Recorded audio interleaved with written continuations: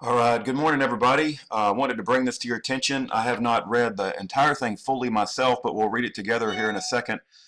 But just the backdrop is there's a supporter of Schaeffer Cox, someone who believes that we have an innocent man in prison, wants to do something about it. He wrote this guy right here. I believe this is Senator Dan Sullivan from Alaska, if I'm not mistaken. Okay, this is him, supposedly is an upstanding guy, and he wrote this letter back to the individual, Dan Sullivan from Alaska. I wanted to read this letter, and in this letter he gives two websites. I'm going to put this in the description bar as well as the comment section. The first one is for complaints against federal judges, please visit. And the second one is for complaints against federal prosecutors, please visit. And so if we want to make an official complaint against a federal judge like Judge Robert J. Bryan, who came to the court out of retirement because they couldn't find any other federal judge in Alaska to hear Schaeffer Cox's case, and had a hearing aid and just followed the lead of the prosecutors in the case because he didn't know basically what he was doing. I don't think he could hear over 75% of what was being said anyway. And the second one is for complaints against federal prosecutors. My.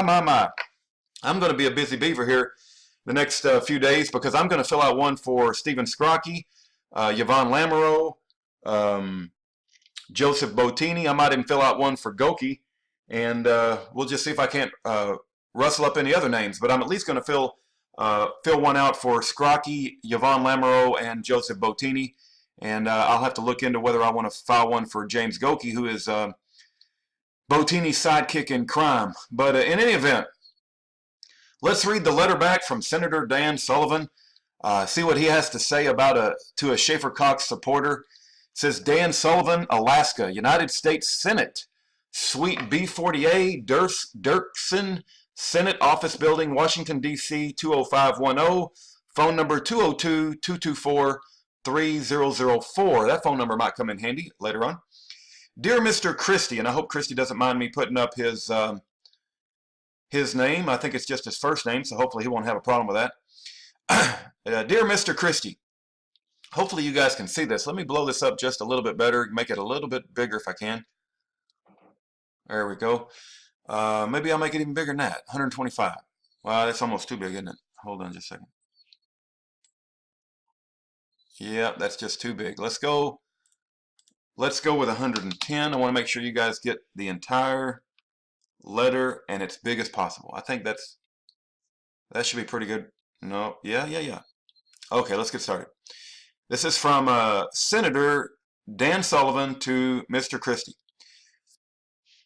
Dear Mr. Christie, the issues you have detailed to my staff regarding alleged prosecutorial and judicial misconduct in the case of Mr. Schaeffer Cox are criminal legal matters and do not fall under the jurisdiction of the United States Senator due to the strict constitutional separation of the legislative and judicial branches of government. Wow, we're getting a Government 101 case. So he doesn't want to use his position to expose corruption. He's too busy to look into the case. I can already tell from the first sentence he's going to be one of these guys who passes the buck. I wonder if he was in there when Obama got elected and he shirked his duty to qualify the president as outlined in the 20th Amendment to the Constitution that says the Congress shall qualify the president. And because they didn't qualify a usurper, fraud, person who was not eligible to be commander-in-chief, we wound up with all this wickedness in our country. So yet again, we got an example of a public official not wanting to get involved and passing the buck. I can tell from the first sentence I already don't like him. Therefore, I am unable to inquire into this issue on your behalf. He's unable to even inquire. That sounds like that coward Ron Paul. Well, nobody's going to take him out of office, and it's not an important issue, and I'm not going to ask any questions. Well, we got yet another brave congressman who's not even going to inquire into this issue on your behalf. We got a man who's suffering in prison, suffering in an illegal, corrupt CMU prison, suffering in solitary confinement, but he's unable to inquire into this issue. I already don't like him. In the first two sentences, the more I read, the more angrier I get. Well, Mr. Senator Dan Stevens of Alaska. Woo-hoo-hoo! I'm sorry, Senator Dan Sullivan. Did I get his name wrong? Don't even want to remember his name. I can't keep up with all the names of the wicked doers and the cowards and the freaking sellouts and the pansies in our country. I understand you are passionate about this issue. Allegations of judicial misconduct are serious matters, however. That does not change the parameters that I, as a United States Senator, must operate within. Well, I guess I couldn't even speak about corruption or a forged birth certificate, or if a judge was putting innocent men in prison and prosecutors were going after Senator Ted Stevens.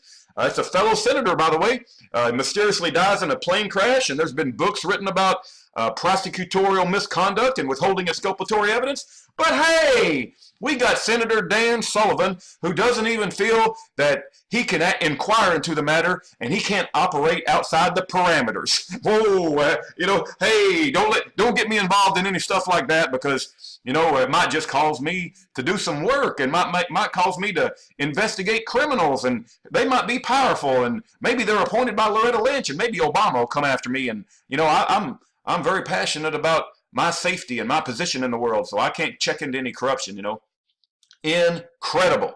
Below is the contact information for filing complaints against federal prosecutors and judges, which you discussed on the phone with my office. My. For complaints against federal judges, please visit, and I'm going to put this up here.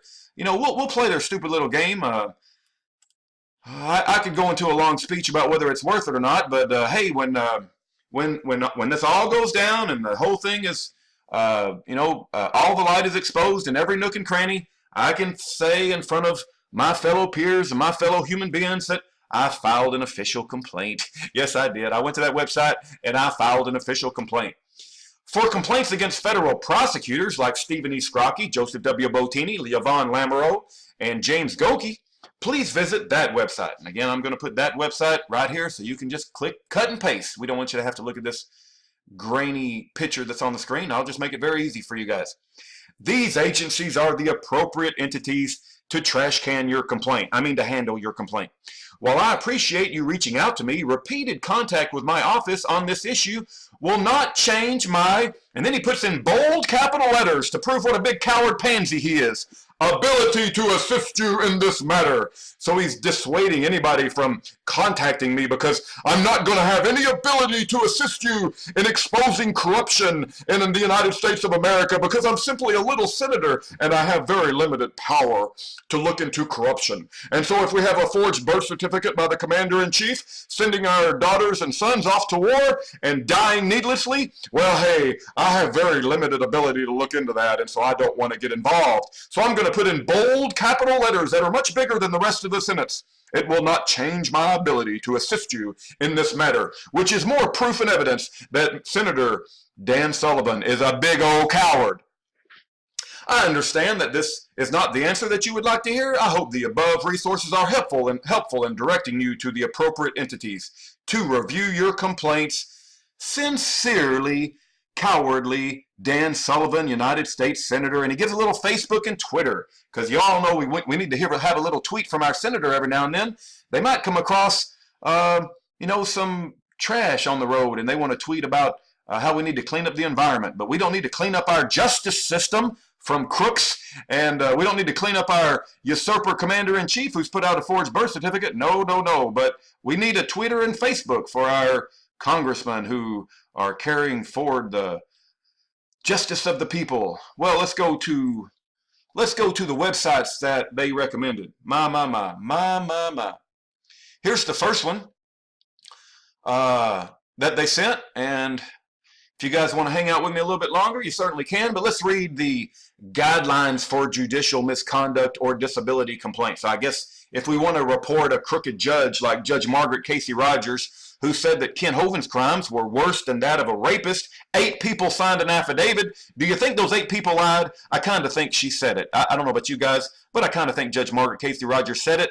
And you say, well, it's okay that she said it. She has a right to her opinion. Yes, she does have a right to her opinion, but she doesn't have a right to change the trial transcripts. Do you understand that? That's a felony. She needs to go to prison for that, not to be promoted. You see, if you work in the Obama Department of Justice that's been appointed by Loretta Lynch, Eric Holder, you get to get promoted when you do evil wickedness and take out the political enemies of the Obama administration. But let's go on and read this website just so we understand what the rules and regulations are for reporting judicial misconduct. Like Judge Robert J. Bryan, who had to wear a hearing aid and take all his cues from the prosecutors, the corrupt federal prosecutors in Schaeffer Cox's case. Congress has created a procedure that permits any person to file a complaint in the courts about the behavior of federal judges, but not about the decisions of federal judges make in deciding cases. Above is a link to the Judicial Conference of the United States Judicial Conduct Rules that explain what may be complained about, who may be complained about, where to file a complaint, and how the complaint will be processed. You must comply with these rules, or we may reject your complaint without considering your arguments. All complaints in recent years have been dismissed. Wow, let's read that again. Let's read that sentence again. I think I messed up. You know how you get that little pressure in your ear when you land from an airplane and you got like you have to kind of hold your nose and blow your mouth to get the pressure out of your ear because your ears are all messed up. That's kind of what I'm dealing with this morning. But let's read that sentence again. Almost all complaints in recent years have been dismissed because they do not follow the law about such complaints. The law says that complaints about judges' decisions and complaints with no evidence to support them must be dismissed. If you are a litigant in a case and believe that a judge made a wrong decision, even a very wrong decision, you may not use this procedure to complain about the decision. An attorney can explain the rights you have as a litigant to seek review of a judicial decision. Please note the following to avoid the rejection or summary dismissal of your complaint. You must provide a certain number of copies with your complaint and with your petition for review. If your complaint is about a single judge, you must file 5 copies of the complaint form, the statements of the facts, and any document submitted. 5 copies of 3 things. I guess that's 15 things, right? 5 times 3? The complaint form, the statement of facts, and any document submitted. If the complaint is about more than one judge, you must provide 1 extra copy for each additional judge. 9th Circuit Rule 6.1e. With a petition for review, you must file an original and 15 copies of the petition, along with 10 copies of the original complaint. 9th Circuit Local Rule 18.1b. Wow, that's quite a lot of copies. What are all the people that are environmentalists thinking about how many trees we're burning down? My. You must either use the 9th Circuit complaint form, link above, or shall identify all subject judges on the first page of your complaint. 9th Circuit Local Rule 6.1a. You must submit a statement of facts in support of your claims that is no more 5 pages, 5 sides, or 1,200 words. Well, they don't want to have to spend a lot of time reading your crap, so they just got to limit it to no more than 5 pages. Whichever is less, unless the chief judge grants permission for additional pages. You must submit your complaint on standard 8.5 by 11 size paper, 9th Circuit Rule, Local Rule 6.1b. Did they tell us what font to use? Because some people can stick a whole lot of printing on one page if they use really, really small font. I don't think they've outlined what font, unless that's in one of those circuit local rules. They probably got the font size defined in that 9th Circuit local rule. Goes on to say, you must write out the following acknowledgement on your complaint form or on the first page of your complaint. I understand that even if I successfully prove that the judge engaged in misconduct or is disabled, this procedure cannot change the outcome of the underlying case. If you do not make this acknowledgement, your complaint will be returned to you. God forbid we would actually promote justice in this country. So when you're filing this complaint, you have to acknowledge that it's not going to do anything. You have to acknowledge, and not only submit 5 copies of 3 different things and 15 copies of one thing, but then you have to write a statement of acknowledgement, understanding that even if you successfully prove that the judge engaged in misconduct or is disabled, that the procedure won't actually do anything. So you have to acknowledge that what you're doing is absolutely useless. You must provide concrete proof to support your claims of misconduct. For example, we will dismiss your complaint if you try to argue that a judge was biased or disabled, but the only evidence you provide is the ruling against you or your guess about what went on in the judge's mind. Number 08-90172 in the complaint of the judicial misconduct 569F.3D 1093 1093 9th Circuit Judicial Council 2009. You may not request that the Chief Judge or Judicial Council take action in an underlying case. The Judicial Council only has power over administrative matters and is not a court. For example, you cannot use this misconduct procedure to request that the Chief Judge or the Judicial Council vacate an underlying order. force a judge to recuse himself, award damages, or grant any kind of relief that you would ask for from a court. Goes on to give a lot of references. Just because you file a misconduct complaint, a judge need not recuse or stay your case, nor will a new judge be assigned to your underlying case. References provided. You can only file a misconduct complaint against federal judges. You cannot use this procedure to complain about court staff, opposing parties, or opposing counsel. While you should describe your complaint as best you can, there is no need to use abusive language. We review all complaints carefully, so do not feel that your complaint must stand out to get a close look. All do. Using abusive language simply risk that we may restrict your ability to file further complaints. And a lot of references is given. You may be restricted from filing further misconduct complaints if you abuse this procedure. Well, Senator Dan Sullivan has given us such a welcome procedure to report judicial misconduct. Let's go on. How long is this? My goodness, it's not too long. Let's read the filing a complaint against United States attorneys like Stephen Scrocky. We just read how to file a judicial complaint. What do they offer for crime victims' rights? An ombudsman, who's supposed to be a neutral third party, filing a complaint, and who may file a complaint. If you are a victim of a federal crime and you believe that a Department of Justice employee violated or failed to provide you with one or more of your rights, you may file a complaint with the Department of Justice. A crime victim includes any person who has been directly and proximately harmed as a result of the commission of a federal offense or an offense in the District of Columbia. This office will accept your complaint if you are a federal crime victim in an offense charged in federal district court as required by the Attorney General Guidelines for Victim and Witness Abuse. So, Senator Dan Sullivan sent our Schaeffer Cox supporter friend this procedure, but it appears that only Schaeffer Cox himself can fill out this procedure because they don't consider us victims. Goes on to say, an employee of the Department of Justice includes any attorney, investigator, law enforcement officer, or other personnel employed by any division or office whose regular course of duties includes direct interaction with crime victims, not including a contractor. The Office of the Victims' Rights Ombudsman will accept complaints filed against employees of the United States Attorney's offices, as well as employees of the Department of Justice Antitrust Division, Bureau of Alcohol, Tobacco, and Firearms and Explosives, ATF, Bureau of Prison, Civil Division's Office of Consumer Litigation, Civil Rights Division, Criminal Division, Drug Enforcement Agency, Environmental and Natural Resources Division, Federal Bureau of Investigation, National Security Division, Tax Division, the U.S. Marshal's Office, and the U.S. Parole Commission.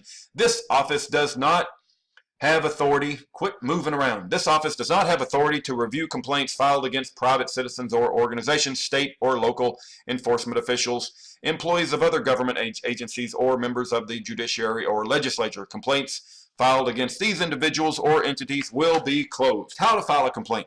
If you wish to file a complaint, you must use the standard complaint alleging failure of Department of Justice employee to provide rights to crime victim under the Crime Victims' Rights Act of 2004 form. You can obtain a copy of the complaint directly from the Department of Justice component or United States Attorney's Office that you intend to name in your complaint. It is recommended that you speak with the victim's rights point of contact in those offices before filing your complaint. Please review the complaint form carefully and provide as much information as you can. You may seek the advice of an attorney to assist you in understanding your rights and filling out the complaint. It is not necessary to fill out every part of the form, but complete information will assist the Department of Justice in conducting a thorough review of your complaint. Your complaint should identify the person who failed to provide the rights about which you are complaining. Your complaint must be filed within 60 days of your knowledge of a violation by the Department of Justice employee. Wow! They put a 60-day time limit on it. So Schaeffer Cox has been in prison 6 years. Do you think Schaeffer Cox has a snowball's chance in hell of using a complaint form that has a timeline of 60 days? But not more than 1 year after the actual violation. Oh, they give him 1 year. Got to be after 60 days, before 60 days. Within 60 days of the knowledge, but no more than 1 year after the actual violation. You must sign and date the complaint. If the crime victim is under 18 years of age, incompetent, incapacitated, or deceased, the complaint may be signed by a legal guardian of the crime victim or a representative of the crime victim's estate, family member, or any other person appointed by the court. Where to file a complaint? Please return the complaint including any additional pages or documents directly to the Department of Justice component or United States Attorney's Office that is named in your complaint.